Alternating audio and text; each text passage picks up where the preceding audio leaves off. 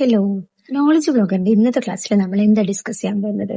കഴിഞ്ഞ ക്ലാസ്സിൽ നമ്മൾ ന്യൂട്രോഫിൽസിനെ കുറിച്ച് ഡിസ്കസ് ചെയ്തു അല്ലെ. WBCയിലുള്ള ഗ്രാനുലോസൈറ്റ്സ് ആയിട്ടുള്ള ന്യൂട്രോഫിൽസിനെ കുറിച്ച് നമ്മൾ ഡീറ്റെയിൽ ആയിട്ട് ഡിസ്കസ് ചെയ്തു. അപ്പൊ അടുത്തതായിട്ട് നമ്മൾ എന്തിനെ കുറിച്ച് ഡിസ്കസ് ചെയ്യാൻ പോകുന്നത്? അടുത്ത WBC ആണ്. അതെന്താണ്? ഇയോസിനോഫിൽസ്. അപ്പം ഇയോസിനോഫിൽസ് എന്ന് പറയുമ്പോൾ ഈ കോളം നോക്കാം.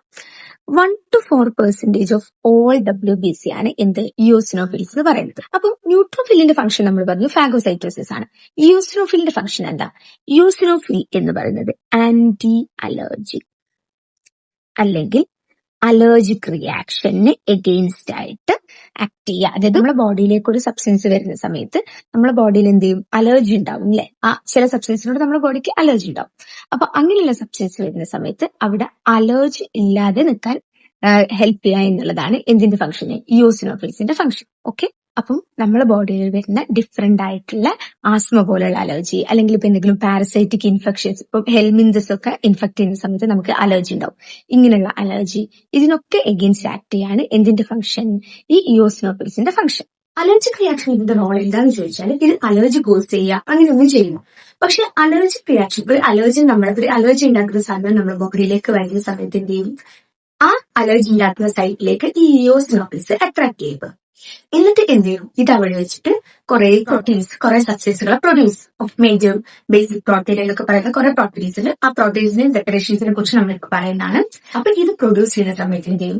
അവിടെ സ്വെല്ലിങ്, ഇച്ചിങ്, റെഡ്നെസ് പോലെയുള്ള അലർജിക് റിയാക്ഷൻസ് ഉണ്ടാവും.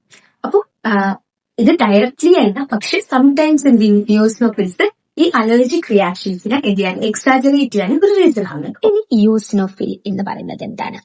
ഈ ഇയോസിനോഫിലിന്റെ ഒരു പിക്ചറാണിത്. നോക്കിക്കോ. ഇങ്ങനെ 2 ലോബ് ഉണ്ടാവും. ഇതിനെ കണക്ട് ചെയ്തിട്ടൊരു തിക്ക് സ്ട്രാൻഡ് ഉണ്ട്. ഈ ഒരു തിക്ക് സ്ട്രാൻഡ് ഉണ്ട്. മനസ്സിലായില്ലേ? അപ്പം ഇതാണ് ഏറ്റവും ഇമ്പോർട്ടന്റ് ആയിട്ട് ഇതിന്റെ ന്യൂക്ലിയസിനെ കുറിച്ച് നമ്മൾ ഓർത്ത് വെക്കേണ്ട പോയിന്റ്. ഇനി ഇതിൽ എന്തുണ്ടാവും? ഇതിന്റെ ഗ്രാന്യൂളില് എന്തുണ്ടാവും? കുറെ സ്പെസിഫിക് ആയിട്ടുള്ള പ്രോട്ടീൻസ് ഉണ്ടാവും. ഇത് എന്ന് പറയുന്നത് എന്താ? കുറെ സെല്ലുകൾക്കും അതുപോലെ തന്നെ കുറെ പാരസൈറ്റിന്റെ ലാർവക്കും എന്താണ്? ടോക്സിക് ആണ്. ഓക്കെ.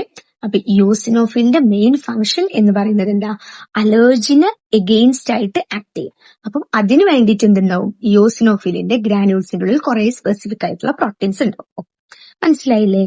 ഇനി എന്ന് പറയുന്നത് ഈ കുറെ സ്പെസിഫിക് ആയിട്ടുള്ള പ്രോട്ടീൻ അല്ലാതെ ഇതെന്ത് ചെയ്യും? കുറെ സൈറ്റോകൈൻസിനെ പ്രൊഡ്യൂസ് ചെയ്യും. ഏതൊക്കെ ടൈപ്പ് ഓഫ് സൈറ്റോകൈൻസ് ആണ്? ല്യൂക്കോട്രൈൻസ്, PAF അല്ലെങ്കിൽ പ്ലേറ്റ്ലെറ്റ് ആക്ടിവേറ്റിംഗ് ഫാക്ടർ. അപ്പൊ ഇയോസിനോഫിൽസ് നമ്മൾ പറഞ്ഞു അതിന്റെ ഗ്രാനുൾസിൽ സ്പെസിഫിക് ആയിട്ടുള്ള പ്രോട്ടീൻസ് ഉണ്ടാവും. അലർജിക്ക് എഗെയിൻസ്റ്റ് ആന്റി അലർജിക് റിയാക്ഷൻ അല്ലെങ്കിൽ എഗെയിൻസ്റ്റ് അലർജി ആക്ട് ചെയ്യാൻ വേണ്ടിയിട്ട്. അതുപോലെ തന്നെ എന്ത് ചെയ്യും? ഇത് കുറെ സൈറ്റോകൈൻസിനെ പ്രൊഡ്യൂസ് ചെയ്യും, ലൈക്ക് ല്യൂക്കോട്രൈൻസ്, പ്ലേറ്റ്ലെറ്റ് ആക്ടിവേറ്റിംഗ് ഫാക്ടർ. ഇനി സൈറ്റോകൈൻസ്, കൈനിൻ അല്ല, ആലോചിക്കുക. സൈറ്റോകൈനിൻ എന്ന് പറയുന്നൊരു കോമ്പൗണ്ട് ഉണ്ട്. ഇത് നമ്മൾ പ്ലാന്റ്സിന്റെ കേസിൽ പറയുന്നതാണ്. ഇത് സൈറ്റോകൈൻ. അപ്പൊ സൈറ്റോകൈനിന്റെ ഫംഗ്ഷൻ എന്താ?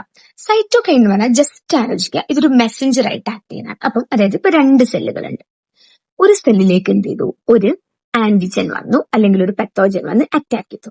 അപ്പൊ നമുക്കറിയാം, നമ്മൾ ഒരാൾ വന്ന് നമ്മളെ അറ്റാക്ക് ചെയ്തു. അപ്പൊ നമ്മൾ എന്ത് ചെയ്യും? അല്ലെങ്കിൽ നമുക്ക് എന്തെങ്കിലും ഒരു രീതിയിലുള്ള ഒരു സ്കാമോ ഒരു ബുദ്ധിമുട്ടോ നേരിടുമ്പോൾ നമ്മൾ അടുത്തൊരാളോട് അത് പറയും ഇല്ലേ? എന്തിനു വേണ്ടിയിട്ടാണ്? അടുത്ത ആള് അതിൽ നിന്ന് പ്രൊട്ടക്ട് ചെയ്യപ്പെടണം. അടുത്ത ആൾക്ക് അങ്ങനെ ഒരു ബുദ്ധിമുട്ടുണ്ടാകാൻ പാടില്ല. അതേപോലെയാണ് സെല്ലുകളും എന്ത് ചെയ്യുക? ഒരു സെല്ലിലേക്ക് ആന്റിജൻ വന്നിട്ട് ഇതിനെ അറ്റാക്ക് ചെയ്യും. അപ്പം എന്ത് ചെയ്യും? ഈ സെല്ല് ഒരു മെസ്സേജ് കൊടുക്കും അടുത്ത സെല്ലിൽ. എന്താണ്?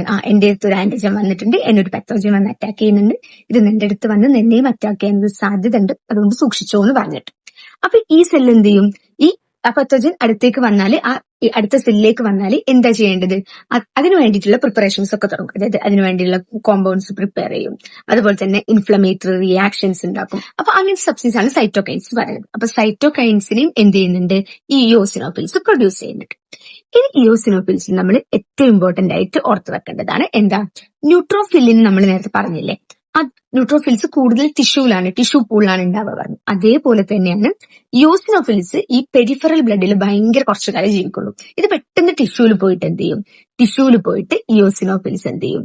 ടിഷ്യൂസ് ജീവിക്കും. ഓക്കെ, ടിഷ്യൂലാണ് ഇത് കൂടുതൽ കാലം സർവൈവ് ചെയ്യാം. ഇനി ടിഷ്യൂവില് ഒരു സെല്ല് പെരിഫറൽ ബ്ലഡിലുണ്ടെങ്കിൽ അതിന് പകരം ഒരു 100 സെല്ല് ടിഷ്യൂല് എന്നുള്ള കണക്കിൽ, അതായത് 1:100 ഒരു സെല്ല് പെരിഫറൽ ബ്ലഡിൽ ഉണ്ടാവുമ്പോൾ 100 സെല്ല് ടിഷ്യൂല് ഉണ്ടാവും എന്നുള്ള രീതിയിലാണ് എന്ത് ചെയ്യുന്നത്, ഈ ഇയോസിനോഫിൽസിന്റെ എമൗണ്ട് ഉണ്ടാവും. ഇനി അടുത്തത്, നമ്മുടെ ബോഡിയിൽ നമുക്കറിയാം ഡിഫറെന്റ് ആയിട്ടുള്ള സിസ്റ്റം വർക്ക് ചെയ്യുന്നുണ്ട്. എന്താ, റെസ്പിറേറ്ററി സിസ്റ്റം ഉണ്ട്, യൂറിനോജനൈറ്റൽ സിസ്റ്റം ഉണ്ട്, ഗ്യാസ്ട്രോ ഇൻഡസ്ട്രൈനൽ സിസ്റ്റം ഉണ്ട്.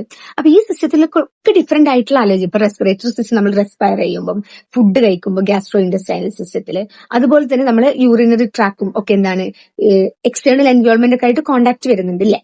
അപ്പം അവിടെ നിന്നൊക്കെ എന്ത് ചെയ്യാം, ഡിഫറെന്റ് ആയിട്ടുള്ള അലർജൻസ് നമ്മുടെ ബോഡിയിൽ എത്താൻ സാധ്യതയുണ്ട്.